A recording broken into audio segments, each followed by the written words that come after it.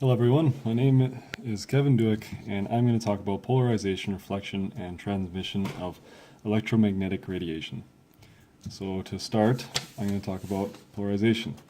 And to talk about that, I'm going to draw out and review the equation for a plane wave. And so the equation for a plane wave can be written as follows. So we have some function, f complex, of space and time is equal to some complex amplitude times E I K dot R minus omega T n. So if we're looking at all the components of this, K here is the spatial frequency.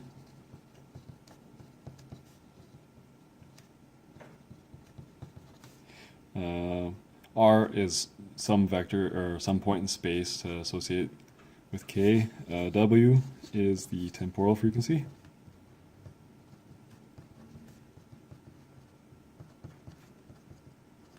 And T, of course, is time. So in this equation, this plane wave has a polarization in the n hat direction, and has propagation in the r direction. So if we were going to, say, write out an equation for an x polarized plane wave, it would look something like this. You'd have function of z, because this is the direction of propagation, t is equal to some amplitude, e, I, and then we have kz, because the temporal frequency dotted with this vector is z. This is the direction it's propagating in, omega t, and then polarization is in the x hat direction. And if we were to draw this wave out, it would look something like this. Here's our three Cartesian coordinates. This would be x hat, y hat, and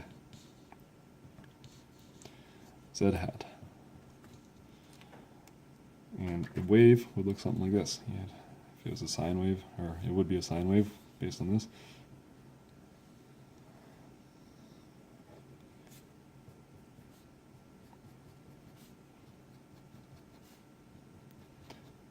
And if you notice, there's no components of this wave that are in that deviate from y equals 0, and it's propagating in the z hat direction, and it's polarized in the x hat direction. Now, the plane wave has some properties to it. For example, the polarization and the direction of propagation, the dot product of the two equals 0.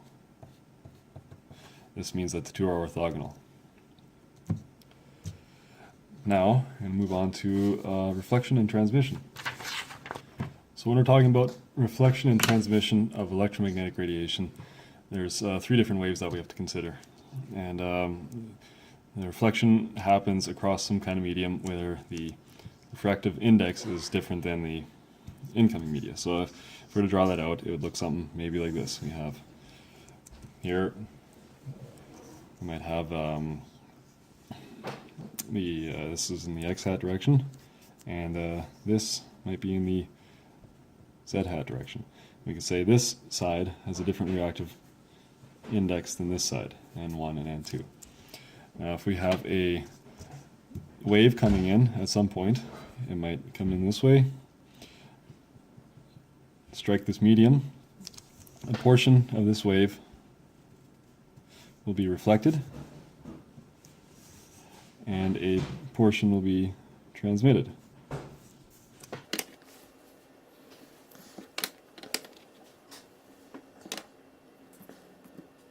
So when this happens, there's so this is the incident wave here, and this incident wave has an incident angle. This is the reflected wave. This reflected wave has a reflected angle, and the transmitted wave has a transmitted angle too. theta I, theta r, and theta t. Now, what happens, this incident wave will have an equation that looks like what we drew up before. E incident might equal something like RT is equal to some amplitude, complex amplitude, E I K incident times R minus omega t. And then there will be similar equations for the reflected and the transmitted angles. There's some properties to this. For example, omega incident is equal to omega reflected is equal to omega transmitted. That means the frequency of the light does not change throughout all these media. Now, there's a way to relate all these angles together. And there's also some laws associated with reflection. There's 3 laws. So if we go through these laws of reflection. The first law states that the incident, reflected, and transmitted wave vectors form a plane called the plane of incidence. So incident, reflected, and transmitted wave vectors form the plane of incidence. In this case here, the plane of incidence is the paper. Now, all these vectors fall on this plane, and this plane is perpendicular to the the normal vector of this plane would be the y hat unit vector. The second law states that the incident angle is equal to the reflected angle. It means these two angles are the same. There's no change in medium between these two wave vectors, so there's no change in the angle. Third law relates the transmitted angle and the incident angle. So we have sine of omega t over, or sine of theta t, sine of theta I is equal to n1 over n2. So this brings us to some formulas with reflection and refraction. N1 and N2 are refractive indexes for the media, and their equations are as follows. N is equal to the square root of the permittivity times the permeability. There's also another parameter that we have to take into consideration. This is eta. Eta has the formula square root of permeability over permittivity.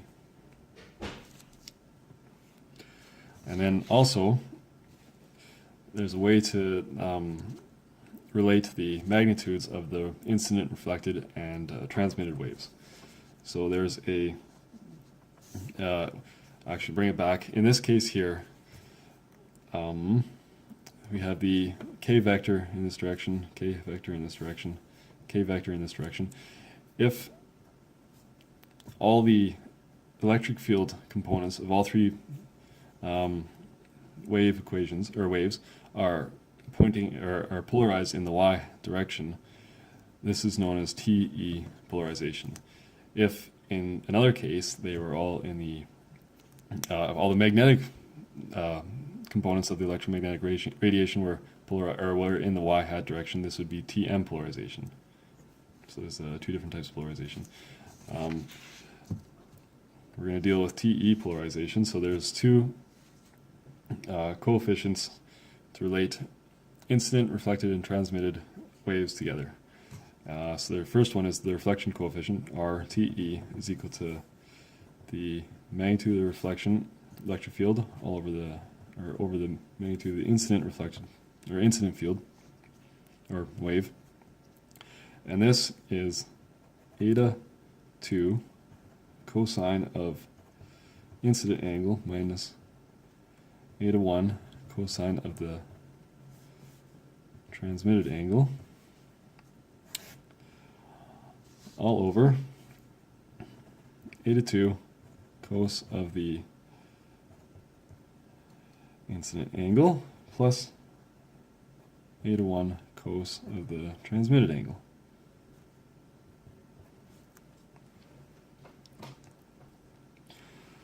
Then there's also the transmission coefficient. This is TE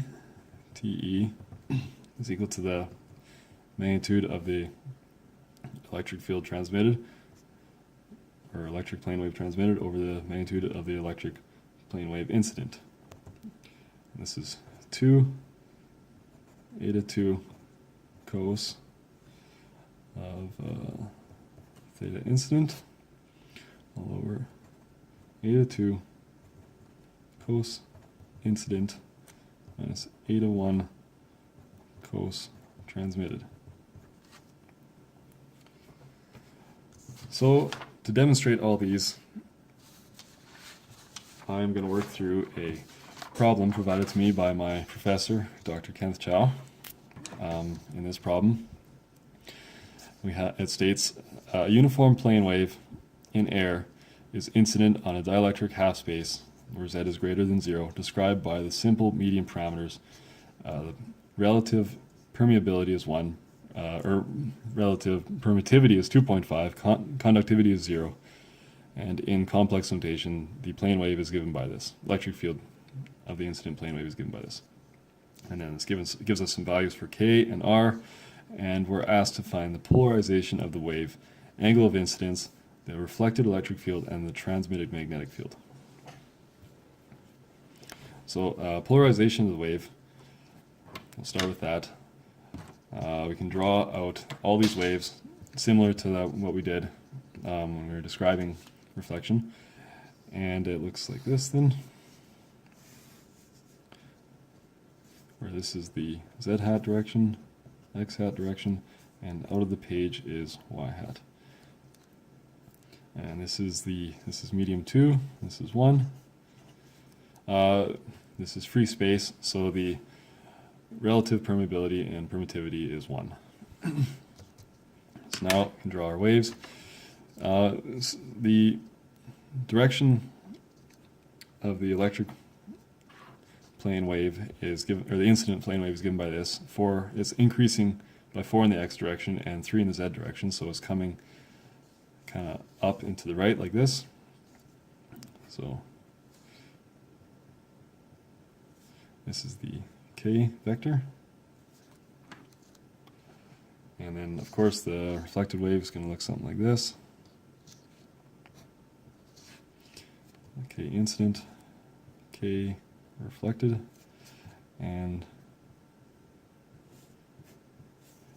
K transmitted. And each of these has an angle associated with it.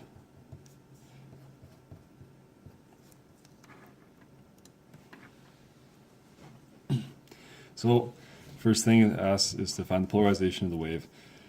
In all these cases, the polarization of the wave is in the y direction. This is TE polarization. So, TE polarization.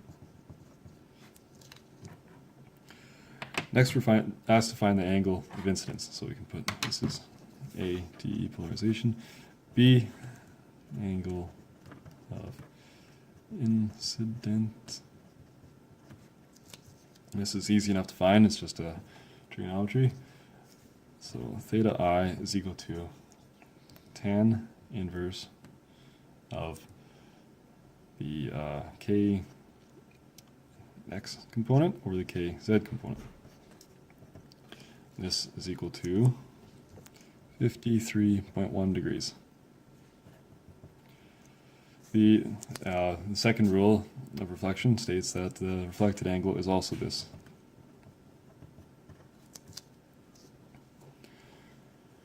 Now we can go ahead and find the reflected electric field. So the reflected electric field is going to look something like this. We're going to have E reflected is equal to the reflection coefficient RTE times EI,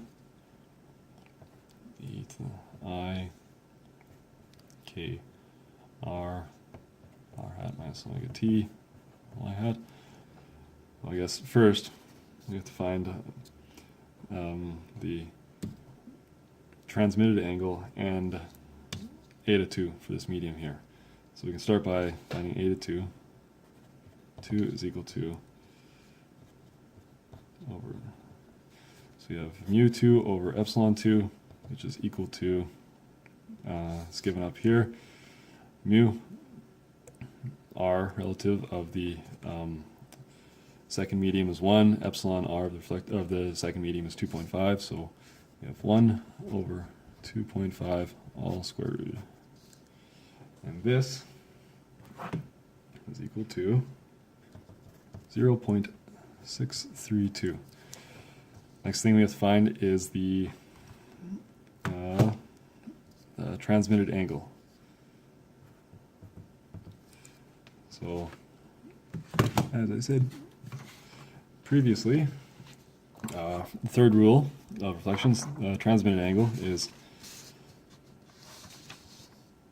sine of theta t or sine theta I n1 over n2. So we have to figure out n1 and n2. And here, n1, or eta 1, is equal to square root of 1 over 1 is equal to 1. So then n1, going back to this, epsilon times mu is also 1 times 1 is equal to 1, and 2 is equal to 1 times 2.5, and this is equal to 1.58.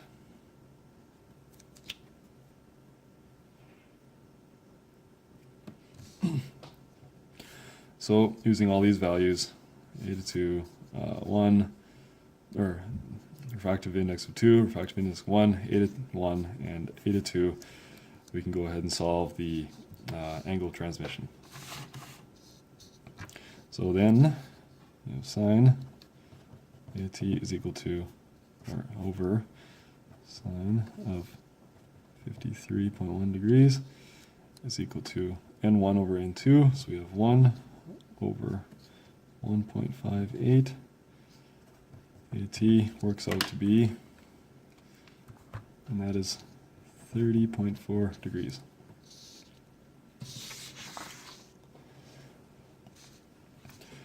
Now we can go ahead and calculate the reflection coefficient.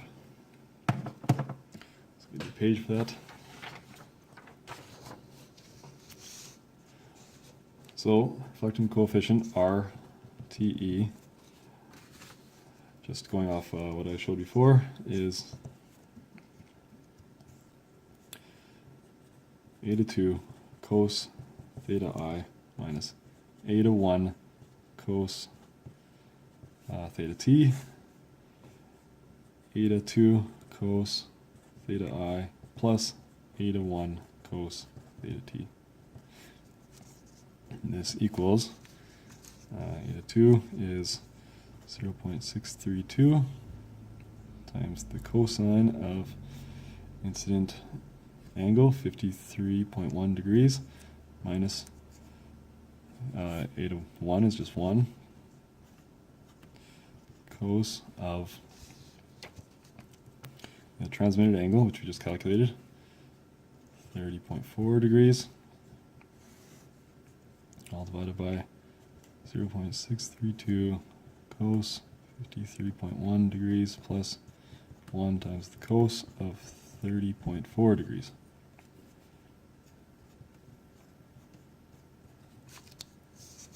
So if we go ahead and calculate that, that ends up being, this is negative 0.389. Now we have everything that we need to, well, we can figure out K reflected to KR. And we know that angle reflected equals angle incident. So we know that KR is going to have the same values as KI. It's traveling in the negative z direction, so it's going to end up looking like 4x hat minus 3z hat. Now to finish this up and write the equation of the wave, we have ER complex is equal to, like we have here, RTE, so we have negative 0.389 times 8. This is given by the question. This is the original incident wave. Times e to the I k dot r. So r here is x plus z, x hat plus z hat. If we dot those two together, with we get dot r with kr, we just get 4x minus 3z minus omega t, and this is polarized in the y hat direction as well. So this equals negative 3.11 EI 4x minus 3z minus omega t y hat. And that is the reflected electric wave. So the final part of this question asks for the transmitted magnetic field. So when we're looking at the magnetic field component, or magnetic wave component of the wave vector, we have this H of R and T is equal to 1 over eta naught eta R E to the I k R minus omega t k cross n. So this is the polarization of the electric field, and this is the wave propagation. And this, so what this tells us is that the polarization of the H plane wave component is completely orthogonal to both direction of propagation and the electric field component. So for the case of the transmitted magnetic field wave, it's going to look like this. We have H transmitted is equal to 1 over eta 2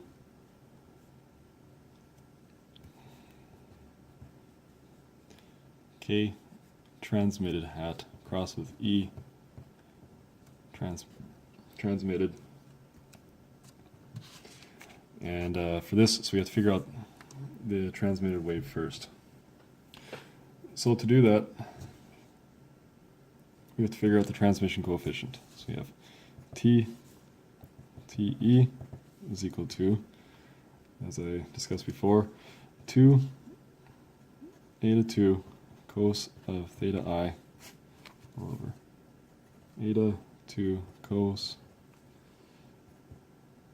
theta I minus eta 1 cos theta t is equal to 2 times 0.632 cos of the incident angle, which was 53.1 degrees, all over 0.632 cos 53.1 degrees minus 1 cos of 30.4 degrees.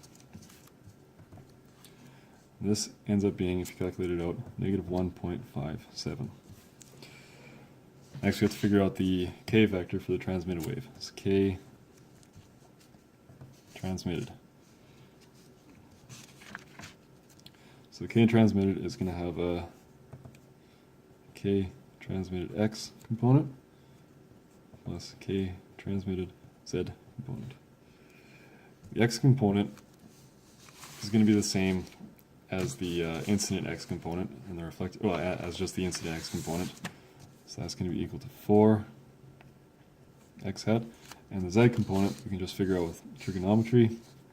We know the angle of transmission, 30.4, and we know X is 4, so it's just going to end up being, if we have right hand triangle here, 30.4 degrees, X, Z, this is 4, Z ends up equaling 2.35, so plus 2.35 Z hat. That means E transmitted looks something like this. We have E transmitted is equal to the transmission coefficient, negative 1.57, times E incident, which is 8 e to the I 4x hat plus 2.35 z, or 4x, not x hat, these are not unit vectors, minus omega t, y hat polarization still, and this equates to negative 12.56.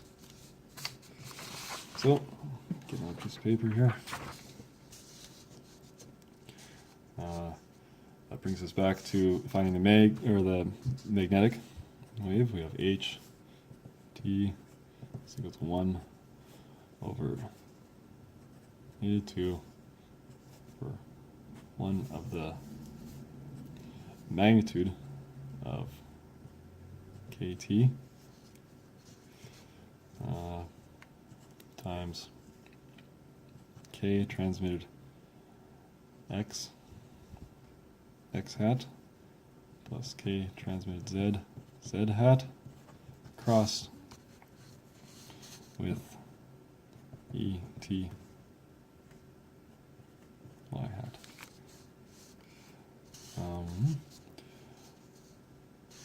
So we can pull out the magnitude of et, this, and pull out all this to the front of the equation. So we have h of t is equal to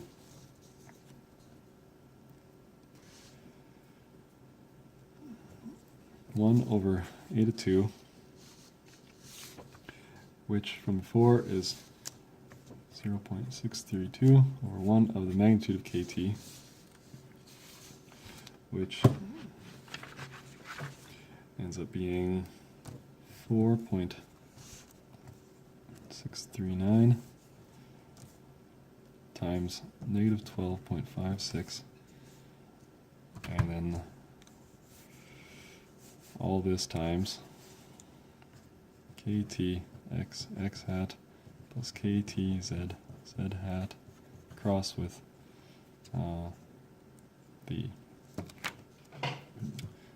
y, because we already brought et out to the front.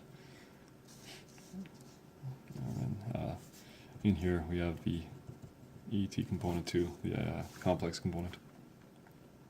So this is ht equal to, so we have negative 4.28